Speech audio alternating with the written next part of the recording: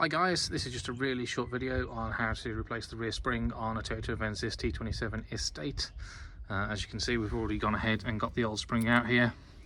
We've also removed the brake disc and the pads. It's not necessary for this job. We've just done it because there's a brake job happening anyway, and it just makes access a little bit easier to the bolts underneath. We're also missing the splash guard. That's pretty common for these things to rust off at this age, so we've just took it off to stop it causing a nuisance if it falls off when we're going down the road.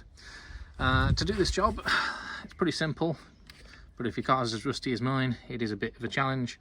So just down the back there, we've got the anti-roll bar. That links down into the trailing arm through a drop link.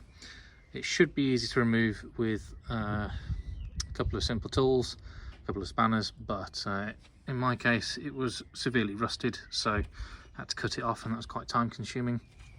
The only other two bolts to remove, one goes through this bush on the hub here into the trailing arm, and the other one goes through the shock there in the trailing arm as well. This is what the bolts look like. So they're splined on one end, and as you can see, they are quite rusted. It's hard to see on camera, but one of them is actually a bit bent as well, a bit warped. So what I've gone ahead and done is bought some new ones from Toyota. That's the part numbers of the bolts, and bought some nuts as well.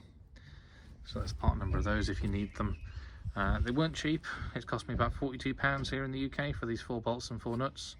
But when you look at the state of these old ones and the fact that the thread's a bit stripped, really wouldn't recommend replacing them and reusing them. It's much better just to use some new bolts. So to put it back together, we will clean up the new spring, which is down here. Took the rubber pads off the old one.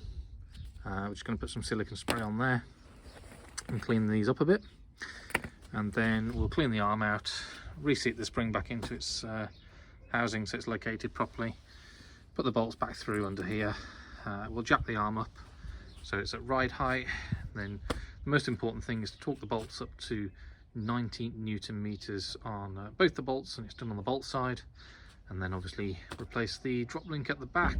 So hopefully that's been helpful, and if you like this video, please give it a like, and feel free to subscribe. I'm sure I'll be putting more content on in the future.